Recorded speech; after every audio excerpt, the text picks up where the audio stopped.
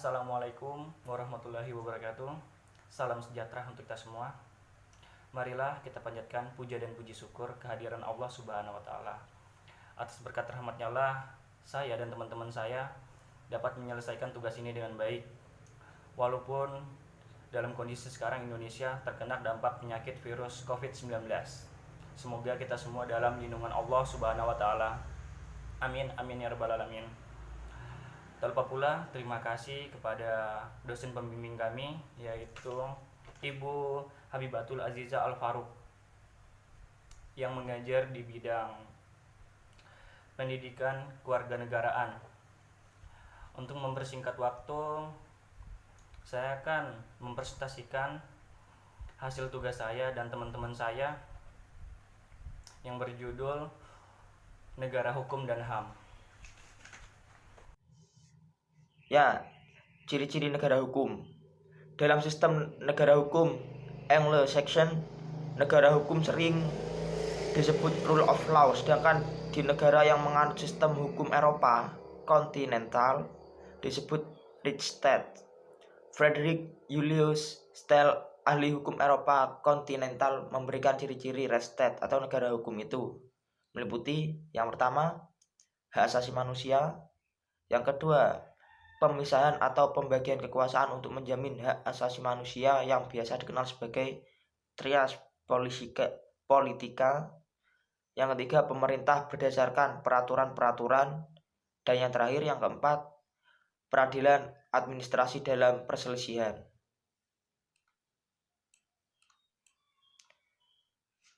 Ya, makna dalam negara hukum. Negara Indonesia adalah negara hukum, tidak berdasarkan pada kekuasaan belaka. Selain itu, juga berdasarkan Pancasila dan Undang-Undang Dasar 1945.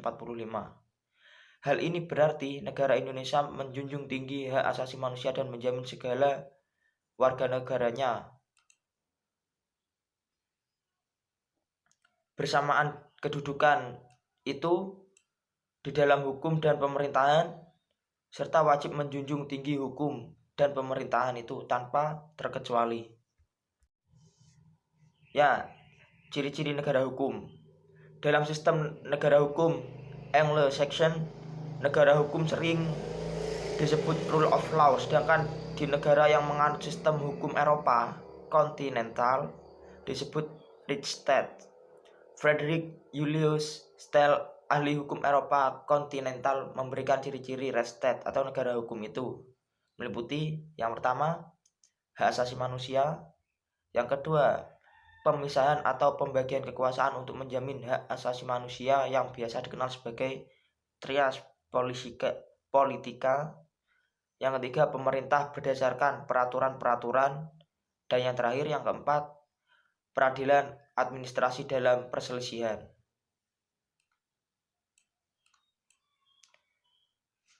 Ya, makna dalam negara hukum. Negara Indonesia adalah negara hukum, tidak berdasarkan pada kekuasaan belaka. Selain itu, juga berdasarkan Pancasila dan Undang-Undang Dasar 1945. Hal ini berarti negara Indonesia menjunjung tinggi hak asasi manusia dan menjamin segala warga negaranya. Bersamaan kedudukan itu di dalam hukum dan pemerintahan, serta wajib menjunjung tinggi hukum dan pemerintahan itu tanpa terkecuali. Yang pertama, negara hukum. Pengertian negara hukum secara sederhana adalah negara yang menyelenggarakan kekuasaan pemerintahannya di atas hukum, di mana ada masyarakat, di situ ada hukum. Setiap negara pasti memiliki hukumnya masing-masing. Pada abad keempat sebelum Masehi, Plato di dalam bukunya yang berjudul Nomoi telah merumuskan bahwa penyelenggaraan pemerintahan yang baik ialah pemerintah yang diatur oleh hukum. Apabila telah tercapai manusia yang bersikap adil dan bersusila, maka terciptalah suatu negara hukum karena tujuan negara hukum adalah kesempurnaan warganya yang berdasarkan atas keadilan. Sekian dari saya, penjelasan akan dilanjutkan dari teman saya. Terima kasih. Ya, berikutnya sejarah hak asasi manusia di Indonesia. Pemahaman HAM di Indonesia sebagai tatanan nilai norma sikap yang hidup di masyarakat dan acuan bertindak pada dasarnya berlangsung sudah cukup lama. Secara garis besar, Prof. Bagirmanan pada bukunya Perkembangan Pemikiran dan Pengetahuan HAM di Indonesia 2001 membagi perkembangan pemikiran HAM di Indonesia dalam dua periode, yaitu periode sebelum kemerdekaan 1908 sampai 1945, periode setelah kemerdekaan. Ya, selanjutnya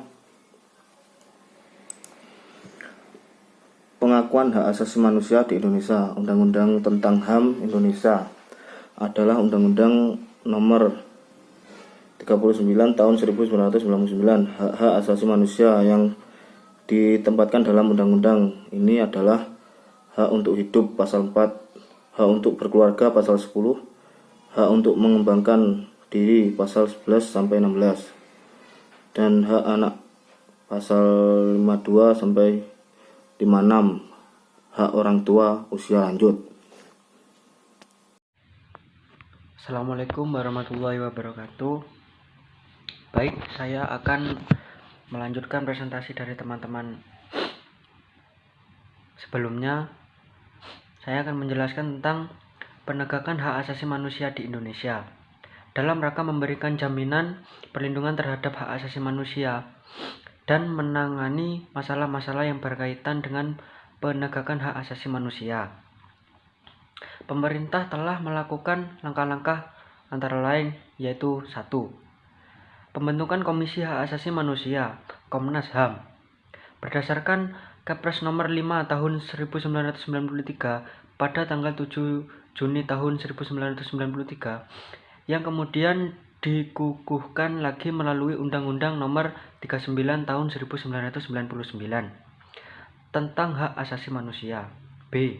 Penetapan Undang-Undang nomor 26 tahun 2000 tentang pengadilan hak asasi manusia. C. Pembentukan pengadilan hak asasi manusia ada HOC dengan keputusan Presiden untuk memeriksa dan memutuskan perkara pelanggaran HAM berat yang terjadi sebelum diundangkan Undang-Undang nomor 26 tahun 2000. Dan C. Hubungan antar negara hukum dan hak asasi manusia.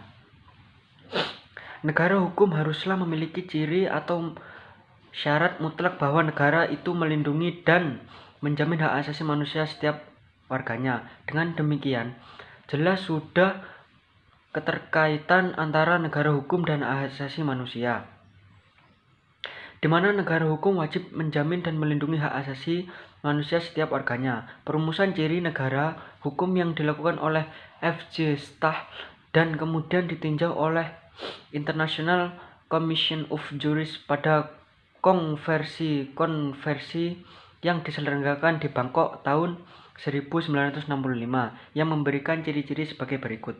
1. Pelindungan konstitusi. Artinya selain menjamin hak-hak individu, konstitusi harus pula menentukan cara prosedural untuk memperoleh perlindungan atas hak-hak yang menjamin. Badan kehakiman yang bebas dan tidak memihak. 3. Pemilihan umum yang bebas. 4. Kebebasan menyatakan pendapat. 5. Kebebasan berserikat atau berorganisasi dan berposisi. 6. Pendidikan kewarganegaraan. Baik, demikianlah presentasi dari kami. Jika ada kesalahan, mohon maaf. Wassalamualaikum warahmatullahi wabarakatuh.